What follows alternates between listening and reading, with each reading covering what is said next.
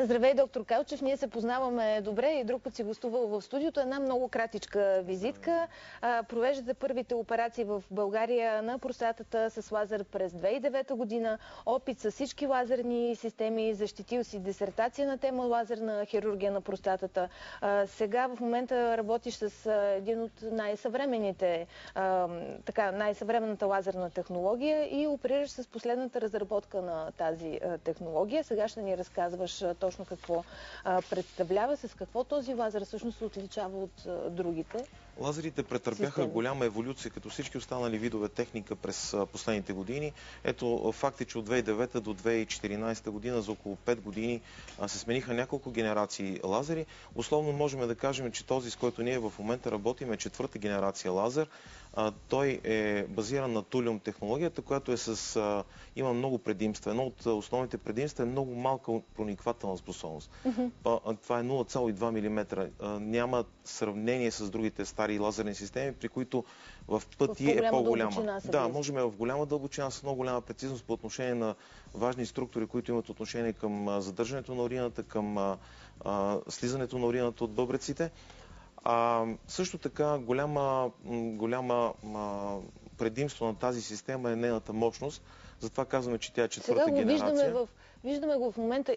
Колеги, я го пуснете на този монитор до нас, за да може доктор Калчев също да вижда добре. Това е началото на една операция, при която ние специално подбрахме една изключително голяма простатна жлеза. Виждате как този лазер с много голяма сила и много бързо отнема тъканта, почти никакво кървене. Лазерното влакно се движи. Изпарява се, да. Тези балончета, които виждате, са изпарената тъкан. Виждате, тук работиме на 200 вата мощност, което е в момента максимална мощност. Най-силната. Да, какво ни дава? Вижте с каква скорост се отнема. За неспециалист е трудно да се прецени, но това е изключително бързо отнемане на тъкан. 200 вата ни дава възможност, освен за по-голяма прецизност по отношение на кървене, за много бързо премахване на жлезата. Ние работиме виждате с камера, на монитор, получава се изключително голяма прецизност. Ти каза, тук сме избрали така изключително много по-голяма като размер. Да, жлеза, около 9 пъти нормата. Тоест, ако приемем, че... Значи може и доста така... Може да се прави с тази лазерна система, няма ограничение по отношение на обема на жлезата. Това трябва да се знае. Особено за много пациенти, които са с катетри, те нямат, много голяма част от тях нямат информацията за това, че могат да свалят катетера.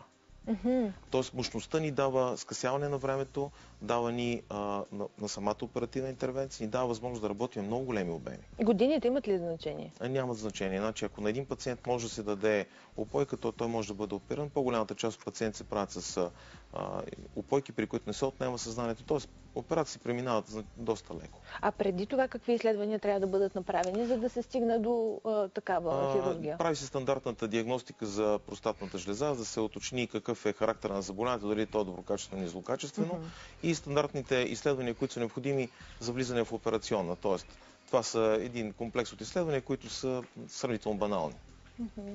Тук виждаме също така... Това е подготовката на операцията. В цялостна опойка ли е пациента? Не, тук е в спинална опойка, т.е. това е една опойка, при която не се отнема съзнанието на пациента. Това е оптичната система с камера, с която ние работим. Която ви позволява да виждате какво ние имаме пълна прецизност. Ето тук се поглежда мехура, за да се види къде са каналчета, които носят урината от бъбреците, за да бъдем максимално прецизни. Работи се с очила. Хубавото на тази лазерна система е, че тя няма проникване през водата. Можем да работиме, няма никакъв риск от пробиване на структури. Старите лазерни системи, с които аз започнах да работя, бяха много агресивни по отношение на преминаването през водата и трябваше да бъдем много прецизни. И все пак при какви така проблеми може да се използва този лазер и въобще... Този лазер може да се извършват голяма част от процедурите на долния уринарен тракт, т.е. на долните пикочни пътища, предимно за простатна хирургия. Той може да бъде използван при основното заболяване доброкачествена простатна хиперплазия. Също може при рак на простатата. При рак също може? Да, може при случаи, когато имаме нужда от дезобструкция, т.е. от отстраняване на обем жлеза, за да може човека да възстанови нормалното си уриниране. Това е обикновено при пациенти, които са с катетър. Кога така се случва това, за което казвате, нормално уриниране? В какъв период от време всъщност е нормално един пациент да се възстанови? Практически тази операция позволява възстановяване на уринарната струя на следващия ден. Тоест няма нищо общо с класическата простатна хирургия, при която ние изчакахме 7-8 дена до 10 дена да се възстанови уринирането. Ние имаме практическа възможност да свалиме, да накараме пациента да уринира още на следващия ден. Обикновено до 2-3 дена преминава отток от операцията и е абсолютно безопасно вече да се премине към нормално уриниране. Да. А потентността след една такава операция подобрява ли се? Защото това също е така. Този тип операции не повлиява потентността на пациента. Трябва да го знаем, че лазерната хирургия е изключително щадяща, тъй като тя прониква от вътрешната страна на капсулата. Нервните снопове, които имат отношение към сексуалната дейност, минават отстрани от външната страна на капсулата. Така че този тип, ето това е една много хубава диаграма, която това е дълбочината, за която ни казваше в началото на проникване. С което ние работиме четвъртия подред в виолетово, 0,2 мм. За сравнение, всички останали лазерни системи са огромни. Този, който е 10 мм, не се използва отдавна. Диодният лазер е в някои държави, където пише 5 мм, е забранен. Холмиум лазера в най-вдясната част. Имаме тук и 10, което това е най-старият. Това е старо, да. Това вече не се използва. Това са първите лазери, които са... Те са повече експериментални системи. Това е една схема, която много добре демонстрира как се премахва жлезата. Виждате увеличената простата, отгоре е мехура, извършва се една голяма кухина. Това, което виждате вдясно е край на операцията, но ние дори толкова не оставаме тъкан. Да, ние сме още по-радикални. Да. Тоест, тук изглежда, че има около 2-3 мм тъкан, ние и толкова не оставаме. А защо е по-добре да се прониква на по-така малка дълбочина? Защото колкото повече премахнем от тъканта, толкова по-добре. По принцип, по-бързо заздравява раната, тъй като простатната тъкан не е с добър метаболитен индекс. Тоест, тя по-трудно заздравява, по-трудно епителизира, по-бавно протича възстановителния процес и ако остане простатна тъкан, е по-висок развитието на рак в бъдещето време за този пациент. Добре. Доктор Калчев остава още няколко минути с нас. Задавайте въпроси към него. Той ще ви отговори, за да направим онлайн консултацията в предаването. Сега ние продължаваме в отблизо с доктор Илия Калчев, с който си говорим за най-новата лазерна технология за лечение на простатата. Въпросите към него се трупат. Знаете, само ние ви даваме тази възможност за онлайн консултация с нашите лекари тук и нашите консултанти. Ще продължим разговорът с него. Той ще отговори на всички въпроси. А вие вижте сега накратичко какво остава до края на предаването. Остава да видите.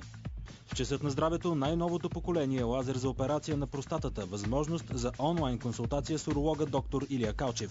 Какво вдъхнови един 24 годишен студент да направи първият филм за Ботев от 45 години насам? Искрен Красимиров с малко известни факти за легендарния революционер и поет. Какво, къде и кога не бива да пропускате в календар на седмицата? Вижте истинските неща отблизо. Така, в общи линии аз сортирам това, което сте ни писали. Въпросите си как мога да се свържа с вас, да запиша час за преглед. След предаването ще дадем обратна връзка с доктор Калчев и телефон за връзка, разбира се, с него. Други чести така въпроси са в крайна сметка какви са симптомите? Какво трябва да сигнализира на хората, че имат проблем? Симптомите се дължат на така нареченото обструкция, затруднено уриниране. Обикновено това е очистяване на уринирането, отслабване на струята, увеличаване на нощните ставания.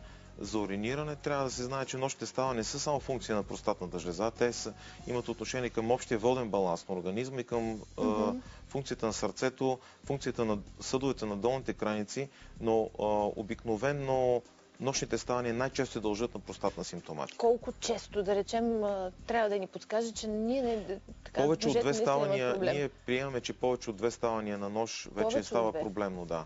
Трябва да имаме някаква диагностика. Те могат да не се дължат на простатна причина, но е хубаво, нали, да се изясни точната причина. Възможно ли без симптоми, да речем, наистина така да се развива един проблем, за който мъжете да нямат ориентация, че се случва абсолютно нещо, което... Абсолютно възможно е, тъй като мехура в първоначалните стадии на развитието на увеличената простатна жлеза компенсира с това, че той става по-мощен. Силата на уринирането се усилва, т.е. той компенсира до някаква степен до момента, в който вече не може да се компенсира това нещо. Също така, за съжаление, най-неприятният тип заболявания на простатната жлеза, раковите процеси, протичат абсолютно безсимптомно. Има пациенти, при които може да няма никакви симптоми, да влязат направо в доста напреднали форми на това заболяване. Затова ние препоръчваме след 45 години мъжете да правят профилактични изследвания. Всеобщо известно е как се правят те. Пускат се туморни маркери, посещава се уролог. По този начин човек си гарантира, дори да има нещо, то да бъде в лечима фаза. Да, естествено, и той да е спокоен. А най-честите причини какви са така за промяната?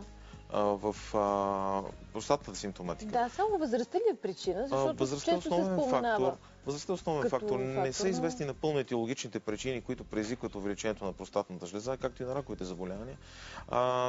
Намесват се много фактори, които са от ендокринен характер, но факт е, че има пациенти, които са доста възрастни с нормално развити жлези, т.е. там нямаме увеличение. Имаме лично съобщение, аз затова няма да споменавам името на човекът, който го е написал. Възможно ли е честото каране на колело да бъде така предпоставка за по-нататъчно развитие? Не, това не се приема, че е рисков фактор по отношение на простатната жлеза. Тази хронична травма върху тазовото дъно, която е свързана с голямо колоездене, може да предизвика възпалителни процеси, но тя няма отношение към увеличението на жлезата. Да, защото се говори и дори във форуми съм чела, че трябва да се купуват предпазни клинове, специални седалки, а всъщност това се оказва, че е мит. Така да, несъмнено такива митове битуват сред общата аудитория, но това няма научно потвърждение. Така че ние спокойно може да кажем, че колоезденето не увеличава риска от развитието на доброкачествени или злокачествени заболявания на простатната жлеза. Само възрастта може да се окаже такъв основен факт. А храненето, да речем, има отношение към промяната? Смята се, че някои типове храни, по принцип по-увеличените простатни жлези са характерни за нашата бялата раса, докато примерно при азиатските народи простатните жлези също боледат от тези заболявания, но не са толкова разпространени. Смята се, че това се дължи на този предимно храненето с ориз, на рибната диета и така нататък. Така, значи все пак има отношение. Само ще проверя дали има още въпроси. Предполагам, че са пристигнали. Пази абсолютно конфиденциалност на хората, които са ни писали в лични съобщения. Така, възможно ли е операцията при CA на простатата и структура на уретрата? Благодаря ви. Несъмнено е възможна. Както казах, става дума за карцином, за раково заболяване на простатата жлеза. Използват се лазерите за дезобструкция, т.е. за осигуряване на нормално уриниране.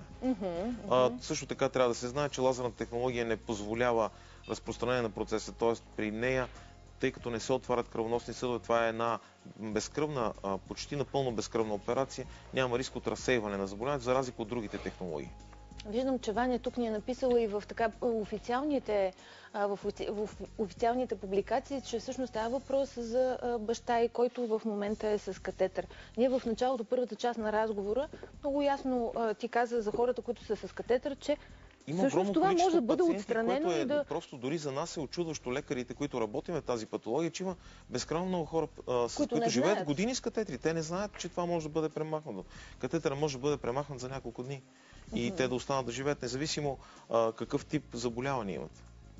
Още един въпрос, на който запазвам името в тайна. Възвръща ли се сексуалността? Как влияе върху това? Ние говорихме в първата част на разговора, но явно все пак е важно като информация. Тя не повлиява, тази операция не повлиява сексуалността по отношение на това да я направи по-проблемна. Обикновено има една лека активизация след като се отбремени уринирането при този тип пациенти, но не може да разчитаме на това за възстановяване. Има други методи за възстановяване на сексуалността, които са абсолютно ефективни. Добре, много благодаря за този разговор. Това, което ни питате като допълнителни въпроси, как може да се свържете с доктор Калчев, колко би струвала една такава операция, той може да ви отговори на тези въпроси, а пък ние само да ви дадем координати за обратна връзка с него. Това отново ще се случи след предаването.